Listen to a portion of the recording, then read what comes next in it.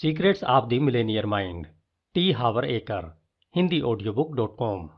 खंड 1, धन का ब्लूप्रिंट। हम द्वैत यानी सिक्के के दो पहलुओं की दुनिया में रहते हैं। ऊपर और नीचे, प्रकाश और अंधकार, गर्मी और ठंड, अंदर और बाहर, तेज और धीमा, दायां और बायां। ये हजारों विपरीत ध्रुवों के सिर्फ कुछ उदाहरण हैं। एक ध्रुव के अस्तित्व के बिना दूसरे ध्रुव का होना संभव नहीं है। अगर बाईं तरफ नहीं है तो क्या दाईं तरफ संभव है? संभव ही नहीं है। इससे यह निष्कर्ष निकलता है कि जिस तरह धन के बाहरी नियम होते हैं, उसी तरह इसके अंदरूनी नियम भी होने ही चाहिए। बाहरी नियमों में व्यावसायिक ज्ञान, धन का प्रबंधन और निवेश तकनीकें जैसी चीजें शामिल हैं।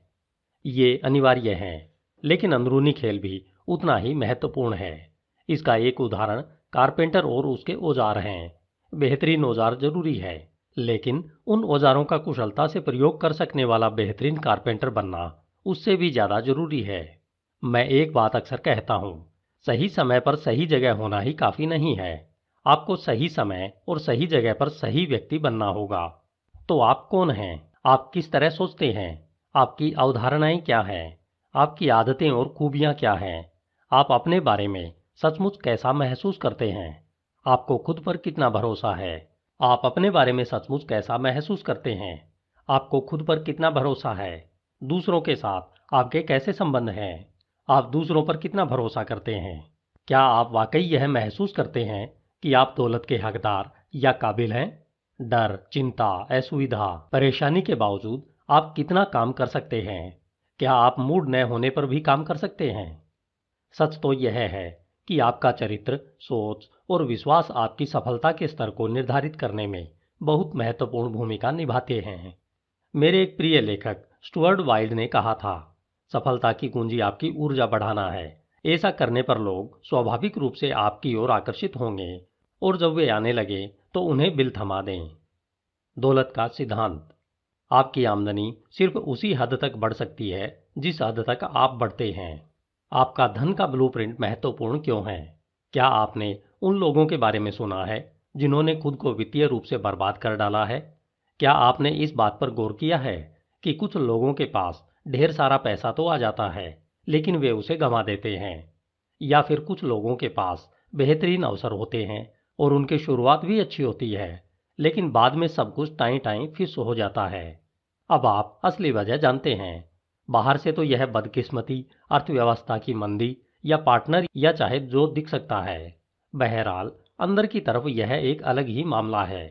अगर आपके पास बहुत सा पैसा आ जाए, लेकिन आप भीतर से इसके लिए तैयार ही न हो, तो इस बात की संभावना है कि दौलत आपके पास ज्यादा देर तक नहीं टिकेगी और आप उसे गंवा देंगे। ज्यादातर लोगों के पास ढेर सारे पैसे बनाने और रखने की आंतरिक क्षमता ही नहीं होती है। उनके पास ज्यादा दौलत और सफलता के साथ आने वाली चुनौतियों से निपटने का मादा ही नहीं होता है। मेरे दोस्तों, यही वह मूल कारण है जिस वजह से उनके पास कभी ज्यादा पैसा नहीं होता है। लॉटरी जीतने वाले इसका आदर्श उदाहरण है। शोध से बार बार पता चला है कि लॉटरी जीतने वाले चाहे जितनी बड़ी धनराशि जीत लें, उनमें से ज्यादातर अंततः अपनी पुरानी वित्तीय अवस्था में लौट आते हैं, यानी उतनी धनराशि पर जितने के साथ वे आरामदेह रहते हैं। दूसरी तरफ खुद के दम पर मिलेनियर बनने वालों के साथ इसका उल्टा होता है। ध्यान दें, जब सेल्फ मेड मिलेनियर्स पैसा गंवा देते हैं तो आमतौर पर वे इसे बहुत कम समय में ही वापस भी पा लेते हैं। डोनाल्ड ट्रंप इसकी बेहतरीन मिसाल है। ट्रंप के पास बिलियनों डॉलर थे। उनका सारा पैसा डूब गया, लेकिन कुछ समय बाद उन्होंने न सिर्फ डूबी दौलत पा ली, बल्कि उससे भी ज्यादा कमा ली। ऐसा क्यों होता है? कारण यह है कि हालांकि कुछ सेल्फ मेड बिलियनियर्स पैसा तो गंवा सकते हैं, लेकिन वे अपनी सफलता के सबसे महत्वपूर्ण तत्वों को कभी नहीं गंवाते, उनका मिलेनियर मस्तिष्क। जाहिर है, डोनाल्ड के मामले में यह उनका बिलियनियर मस्तिष्क है।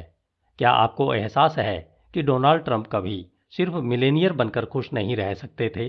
अगर डोनाल्ड ट्रंप की कुल संपत्ति सिर्फ $1 मिलियन होती, तो आपके हिसाब से वे अपनी वित्तीय सफलता के बारे में कैसा महसूस करते? ज्यादातर लोगों की राय यही होगी कि वे शायद खुद को दिवालिया और वित्तीय दृष्टि से असफल मानते।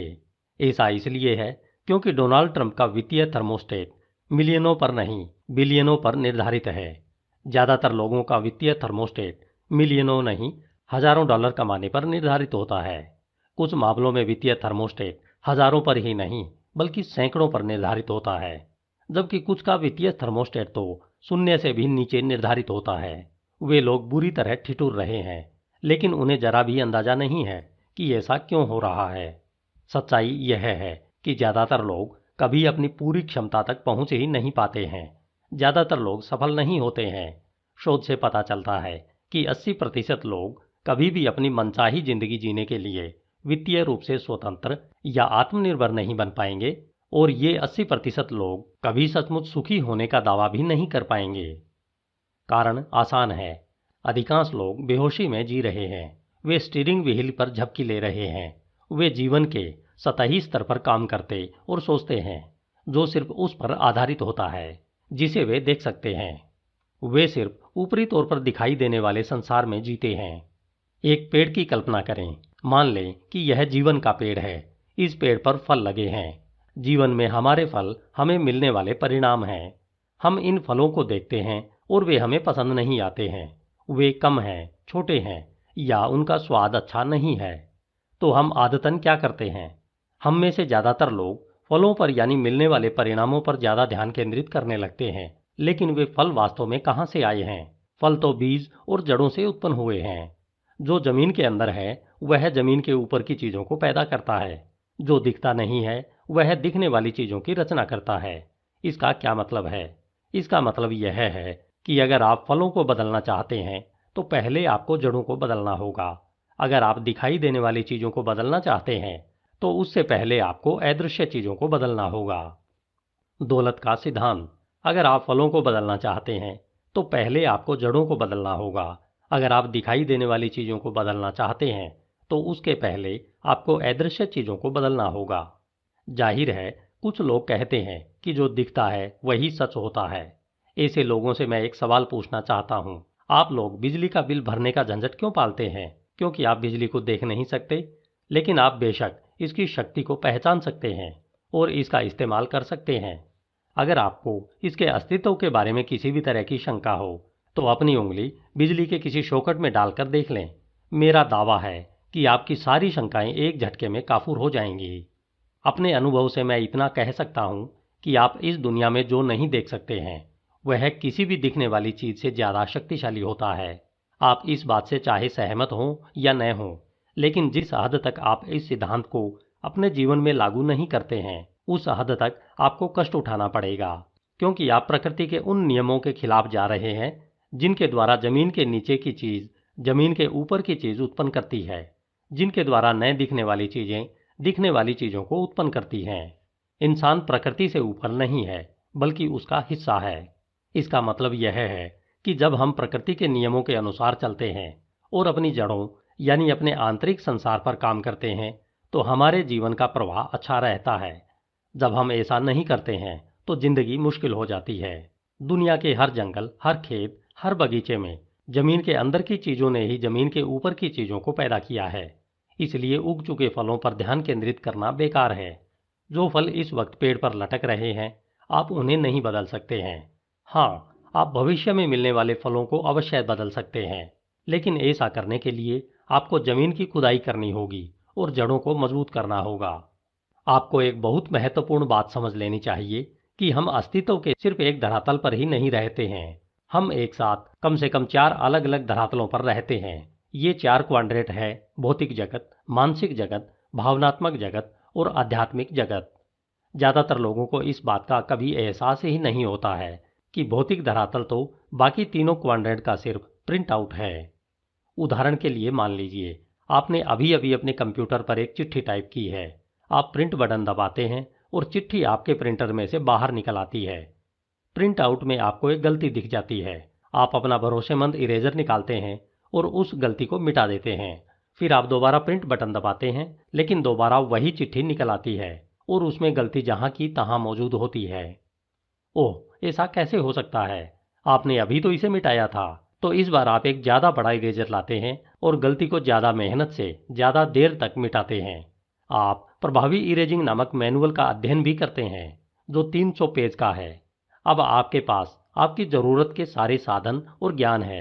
आप तैयार हैं। आप फिर से प्रिंट बटन दबाते हैं, लेकिन यह क्या, फिर वही प्रिंट आउट।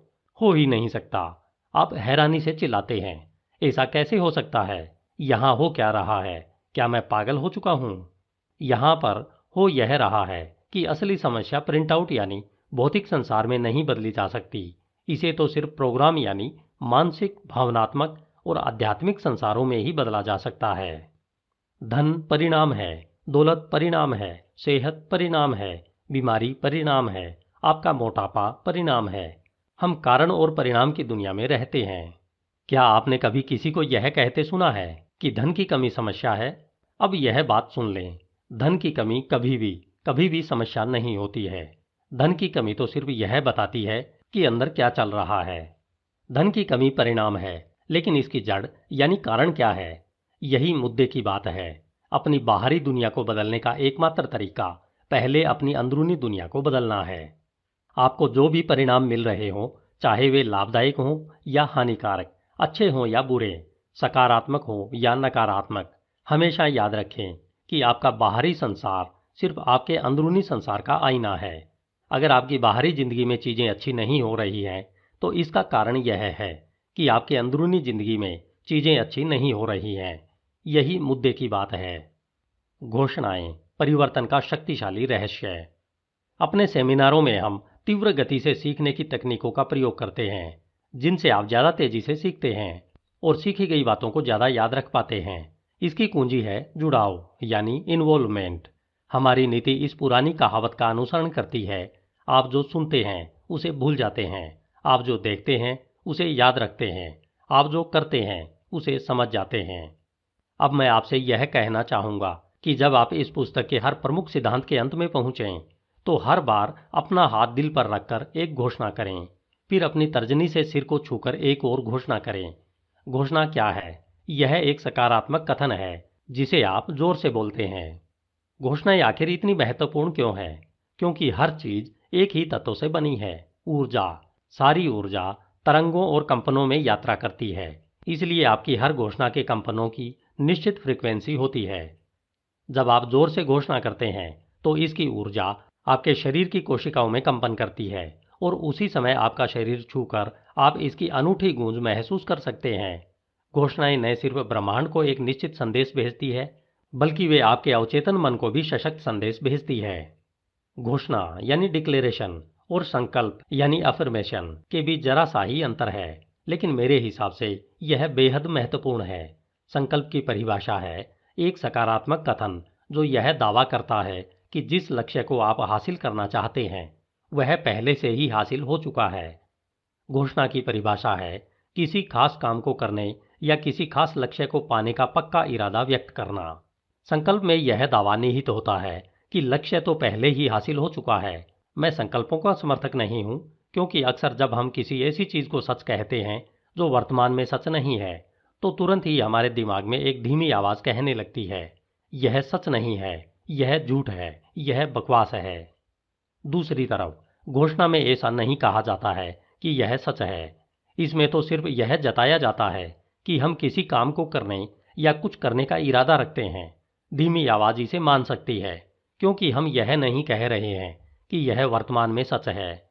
हम तो सिर्फ यह कह रहे हैं कि भविष्य में हमारा यह इरादा है। घोषणा आधिकारिक होती है। यह ब्रह्मांड और आपके शरीर में ऊर्जा का औपचारिक कथन है। परिभाषा का एक और महत्वपूर्ण शब्द है काम। आपको अपने इरादे को हकीकत में बदलने के लिए सभी आवश्यक काम करने होंगे। मेरी सलाह है कि आप हर दिन सुबह सुबह और रात को अपनी घोषणाएं जोर से करें। आईने में देखकर घोषणा करने से इसका प्रभाव और भी बढ़ जाएगा। मुझे मानना होगा कि जब मैंने इसके बारे में पहली बार सुना था, तो मैंने कहा था संभव ही नहीं है। यह घोषणा का झमेला मुझे तो झूठे सपने जैसा लगता है। लेकिन चूंकि मैं उस वक्त दिवालिया था, इसलिए मैंने फैसला किया, क्या फर्क पड़ता है, इससे मुझे कोई नुकसान तो नहीं हो रहा। फिर मैं नियमित घोषणाएं करने लगा। अब मैं अमीर बन चुका हूँ। इस बात में कोई हैरानी ही नहीं होनी चाहिए कि मुझे घोषणाओं के असरदार और कारगर होने पर पूरा यकीन है। सच तो यह है कि मैं दोषदर्शी और दिवालिया रहने के बजाय झूठा सपना देखकर अमीर बनना चाहूंगा। आपका क्या ख्याल है? यह कहने के बाद मैं आपको आमंत्रित करता हूं कि आप अपना हाथ दिल पर रखकर आगे दी गई घोषणा दोहराएं। घोषणा। मेरी अंदरूनी दुनिया से ही मेरी बाहरी दुनिया उत्पन्न होती है। अब अपना सिर छूकर कहें, मेरे पास मिलेनियर मस्तिष्क है। धन का आपका ब्लूप्रिंट क्या है और यह कैसे बनता है? रेडियो या टीवी पर मैं अक्सर यह कहता हूं, मुझे 5 मिनट का समय दें, मैं आपकी पूरी जिंदगी की आर्थिक स्थिति की भविष्यवाणी कर सकता हूं। कैसे? छोटी सी बातचीत में मैं आपके धन और सफलता के ब्लूप्रिंट को पहचान सकता हूं। हम में से हर एक के पास धन और सफलता का व्यक्तिगत ब्लूप्रिंट होता है, जो हमारे अवचेतन मन में छिपा रहता है, और यह ब्लूप्रिंट आपकी वित्तीय तकदीर को जितना तय करता है, उतना कोई और चीज नहीं करती है। धन का ब्लूप्रिंट क्या है? यह किसी मकान के ब्लूप्रिंट जैसा ही होता है, यानी उस खास मकान की पहले से बनी योजना या डिजाइन। इसी तरह आपके धन का ब्लूप्रिंट के मामले में आपकी पहले से बनी योजना या प्रोग्राम है। अब मैं आपको एक बहुत ही महत्वपूर्ण